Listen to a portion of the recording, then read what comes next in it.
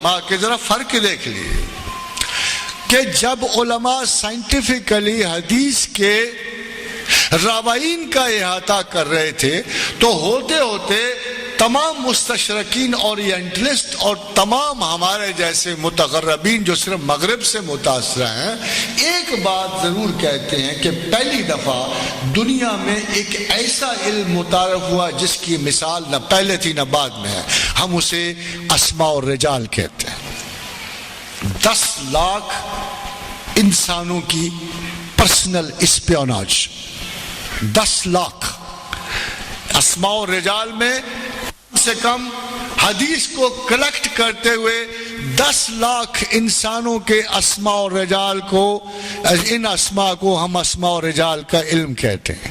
ان کے بارے میں کیا تحقیق ہوئی؟ بس ان کے ماں باپ کے نام؟ نہیں، ایک ایک غلطی کی تحقیق، ایک ایک حماقت کی، ان کے حافظے کی قوت کی، ان کے دنیاوی کاروبار کی وہار کی، ان کی ذلت و رسوائی کی، ان کے کریکٹر کی پرکھ کی.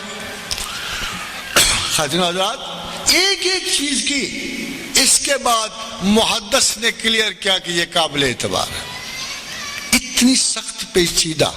کیا آج کا یہ جو عالم اٹھ کے کہتا ہے بخاری نے یہ بات غلط کی، مسلم نے یہ بات غلط کی، یہ کہاں کے لوگ ہیں؟ ان کی کیا مجال ہے؟ یہ کون ہے جو اتنی بڑی اتھارٹیز پہ حرف زنی کرتے ہیں؟ معمولی سی حدیث ہے، جنرل کامن میں آئی ہے. بخاری نے کہی، مسلم نے کہی، ابی داؤد نے کہی کہ حضرت سعد بن عبادہ حضور کے پاس آئے، کہا میری ماں، میں شہر سے باہر تھا، مر گئی. میرا دل کہتا ہے اگر وہ زندہ ہوتی تو خیرات و صدقات کرتی. تو یا رسول اللہ صلی اللہ علیہ وسلم، آج اگر میں خیرات و صدقات کروں تو کیا اس کو ثواب پہنچے گا؟ فرمایا نعم، ہاں پہنچے. حضرات حدیث موجود، اس کے پیچھے وہ معتبر موجود جس کو پیغمبر فی الحدیث کہتے ہیں. اب بتائیے، پیغمبر فی الحدیث کے بارے بعد کیا میں ایک ٹی وی کا اسکالر محدث سمجھوں گا جو ہر آدھے گھنٹے کے بعد ایک فضول اور واہیات قسم کے فلمی اشتہار کا انتظار کرتا ہوں کب ختم ہو، کب میں تقریر پھر شروع کروں؟ کیا یہ اسکالرز ہیں اسلام کے؟ دانشوران وقت ہیں جو جانتے بوجھتے ہوئے کہ میرے بعد ایک گھٹیا قسم کے صابن کا اشتہار آئے گا، اس کا انتظار کریں گے. یہ دانشوران اثر جو ہیں، اس ذریعے گفتگو کو باعث افتخار سمجھنے والے یہ علماء دین جو ہیں، ان کو میں اتھارٹی مانوں اور میں کہوں کہ بخاری نے ان کے کہے پہ غلطی کی ہے.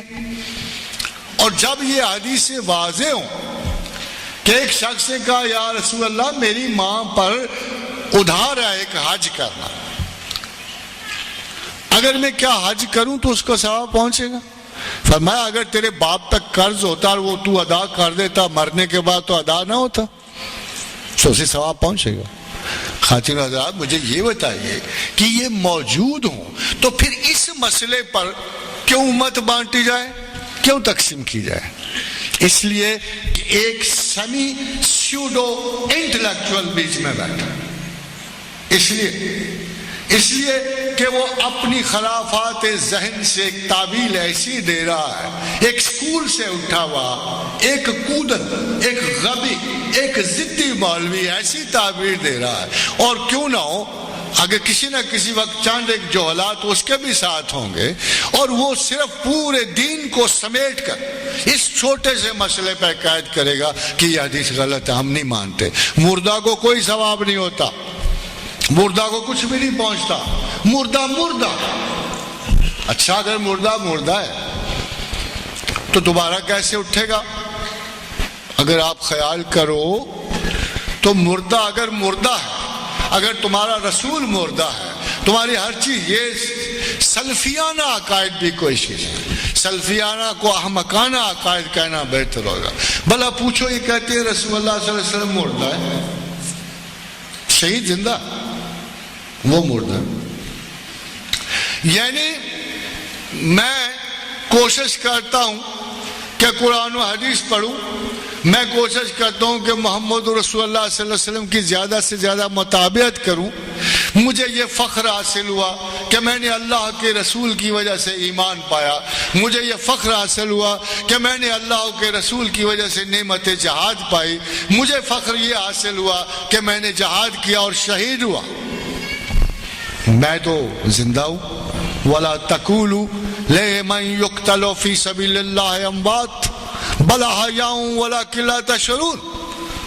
مت کہو اللہ کی راہ میں مرنے والوں کو کہ یہ مر گئے ہیں، یہ تو زندہ ہے، تمہیں عقل نہیں ہے۔ اور نہ صرف زندہ ہیں، وَنَحْنُ نَرْزُقُهُمْ، یہ زندہ ہی نہیں ہے، ہم تو ان کو کھانا بھی کھلاتے ہیں، خوراک بھی دیتے ہیں۔ کمال تصرف ہے آیات قرآن پر کہ اتنی وضاحت کے ہوتے ہوئے بھی ساتواں شہری جو ہے محمد رسول اللہ کی سلطنت کا زندہ اور دائم و قائم اور کھانا کھاتا، اس کا پیغمبر مر چکا، اس کا پیغمبر مر چکا، قبر میں سوئے پڑے۔ اب دعا کرو کچھ بھی نہیں ہوگا، اب جو ورزی کر لو، اب رسول اللہ کو کچھ خبر نہیں تمہارے حال کی۔ خاتین و حضرات، جب یہ آیتیں، یہ تصرف سیمی انٹلیکچول کا تصرف ہے، وہ بات جو ایک عام راہ چلتے ہوئے بندے کو سمجھ آتی ہے، اس سیمی انٹلیکچول کو سمجھ نہیں آتی، چاہے وہ سیکولر ہے چاہے وہ مذہبی۔ اسی پہ سکول کھڑا کر دیا، اسی پہ سکول کھڑا کر دیا، امت مسلمہ کو تقسیم کر دیا۔ ایک کہیں قرآن میں ایک آیت اتر آئی، آپ کو سناؤں؟ میرا خیال ہے شاید میری طرح آپ کی بھی بڑی تسلی ہو اس آیت کی وجہ سے۔ فرمایا قرآن حکیم نے، اللہ نے فرمایا، لفظ بھی اللہ کے، انداز بھی اللہ کا۔ تو خدا نے کہا وَلَوْ أَنَّهُمْ إِذْ ظَلَمُوا أَنفُسَهُمْ جَاءُوكَ فَاسْتَغْفِرُوا اللَّهَ وَاسْتَغْفَرَ لَهُمُ الرَّسُولَ لَوَجَدُوا اللَّهَ تَوَّابًا رَحِيمًا۔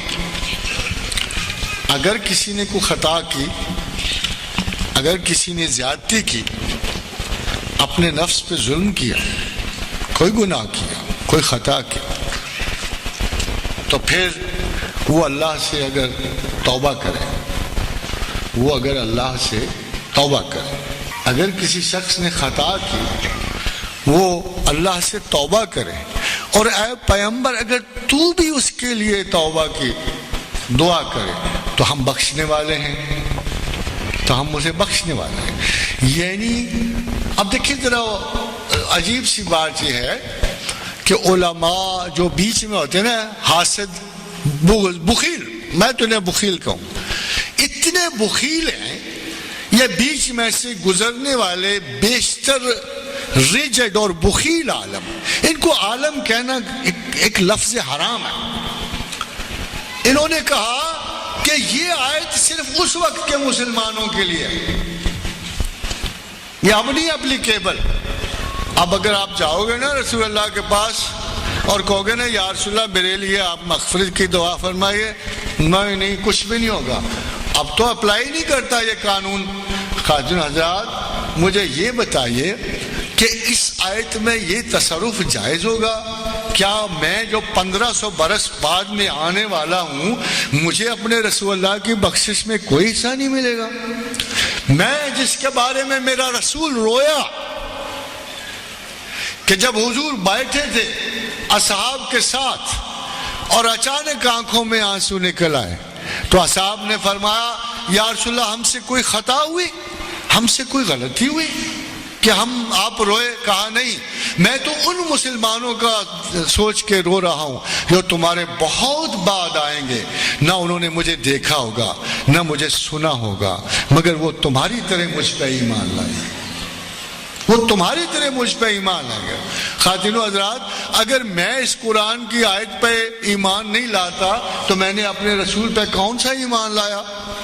اگر میں آج یہ یقین نہیں رکھتا کہ اگر مجھے موقع ملے میں اپنے رسول کے پاس جاؤں، اللہ سے معافی مانگوں، اپنے رسول کو گواہ کروں کہ اے میرے رسول میں حاضر ہوا آپ کی خدمت میں اور آپ شہید سے بڑھ کر زندہ ہیں، آپ اپنی امت کے شہید سے بڑھ کر زندہ ہیں، آپ میرے لیے باعث رحم و کرم ہیں، اور اگر آپ بھی میرے لیے دعا کریں تو مجھ سے اللہ نے وعدہ کیا ہوا ہے کہ میں بخشنے والا ہوں۔